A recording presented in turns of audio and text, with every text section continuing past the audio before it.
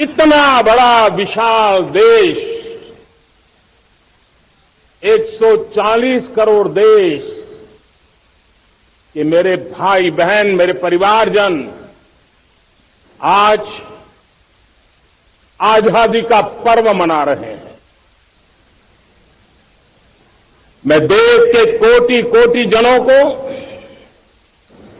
देश और दुनिया में भारत को प्यार करने वाले, भारत का सम्मान करने वाले, भारत का गौरव करने वाले कोटि कोटि जनों को आजादी के इस महान पवित्र पर्व की अनेक अनेक शुभकामनाएं देता हूं। मेरे प्यारे परिवारजन, पूज्य बापू के नेतृत्व में असहयोग का आंदोलन, सत्याग्रह की मूवमेंट और भगत सिंह, सुखदेव, राजगुरु जैसे अनगिनत वीरों का बलिदान, उस पीढ़ी में शायद ही कोई व्यक्ति होगा जिसने देश की आजादी में अपना योगदान न दिया हो।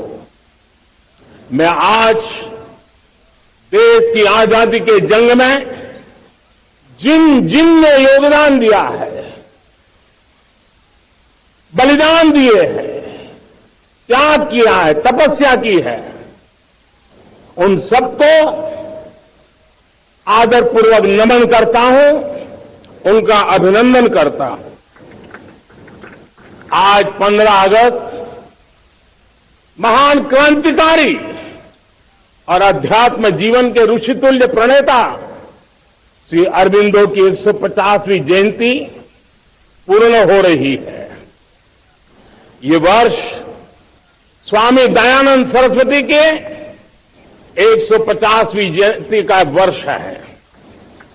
ये वर्ष रानी दुर्गावती के 500वीं जन्मशती का बहुत ही पवित्र अवसर है, जो पूरा देश बड़े धामधूम से मनाने वाला है। ये वर्ष मीराबाई, भक्ति योग की सिरमौर मीराबाई के 525 वर्ष का भी ये पावन पर्व है। 75वीं वर्षगांठ होगी।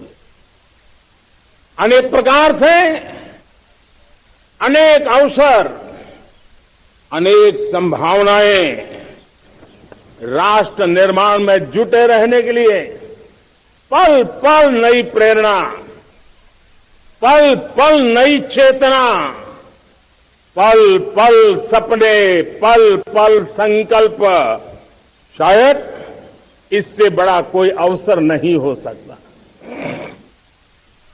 इस बार प्राकृतिक आपदा ने देश के अनेक हिस्सों में अकल्पनीय संकट पैदा किए। जिन परिवारों ने इस संकट में सहन किया है, मैं उन सभी परिवारजनों के प्रति अपनी संवेदना प्रकट करता हूं और राज्य केंद्र सरकार मिलकर के उन सभी संकटों से जल्दी से मुक्त होकर के फिर तेज गति से आगे बढ़ेंगे, ये मैं विश्वास दिलाता हूं। मेरे प्यारे परिवारजनों, पिछले कुछ सप्ताह नॉर्थ ईस्ट में, विशेषकर मणिपुर में और हिंदुस्तान के भी अन्य कुछ भागों में, लेकिन विशेषकर मणिपुर में जो हिंसा का दौर चला, कई लोगों को अपना जीवन खोना पड़ा, मां बेटियों के सम्मान के साथ खिलवाड़ हुआ। लेकिन कुछ दिनों से लगातार शांति की खबरें आ रही हैं। देश मणिपुर के लोगों के साथ है। देश मणिपुर के लोगों को पिछले कुछ दिनों से जो शांति बनाए रखी है, उस शांति के पर्व को आगे बढ़ाए और शांति से इस समाधान का रास्ता निकलेगा और राज्य और केंद्र सरकार मिलकर के उन समस्याओं के समाधान के लिए भरपूर प्रयास कर रही है, करती रहेगी।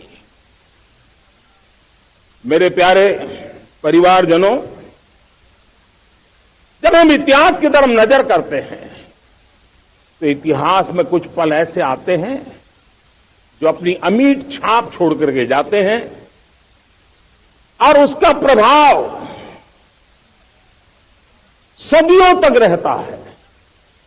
और कभी कभी शुरुआत में वो बहुत छोटा लगता है, छोटी सी घटना लगती है, लेकिन वो अनेक समस्याओं की जड़ बन जाती है। हमें याद है 1000-1200 साल पहले इस देश पर आक्रमण हुआ। एक छोटे से राज्य के छोटे से राजा का पराजय हुआ, लेकिन तब पता तक नहीं था कि एक घटना भारत को 1000 साल की गुलामी में फंसा देगी। और हम गुलामी में जकड़ते गए, जो आया लूटता गया, जो जिसका मन चाहा हम पे आके सवार हो गया। कैसा विपरीत काल रहा होगा वो 1000 साल का। मेरे प्यारे परिवारजनों, घटना छोटी क्यों ना हो, लेकिन 1000 साल तक प्रभाव छोड़ के रही है। लेकिन मैं आज इस बात का जिक्र इसलिए करना चाहता हूं कि भारत के वीरों ने इस कालखंड में कोई भूभाग ऐसा नहीं था, कोई समय ऐसा नहीं था जब उन्होंने देश की आजादी के लौ को जलता न रखा हो, बलिदान की परंपरा न बनाई। मां भारती बेड़ियों से मुक्त होने के लिए उठ खड़ी हुई थी, जंजीरों को झकझोर रही थी।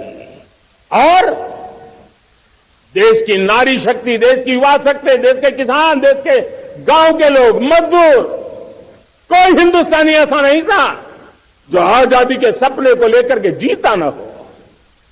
आजादी को पाने के लिए मर मिटने के लिए तैयार होने वालों की एक बड़ी फौज तैयार हो गई थी। जेलों में जवानी खपाने वाले अनेक महापुरुष हमारे देश की आजादी को, इन गुलामी की बेड़ियों को तोड़ने के लिए लगे हुए थे। मेरे प्यारे परिवारजनों, जन चेतना को वो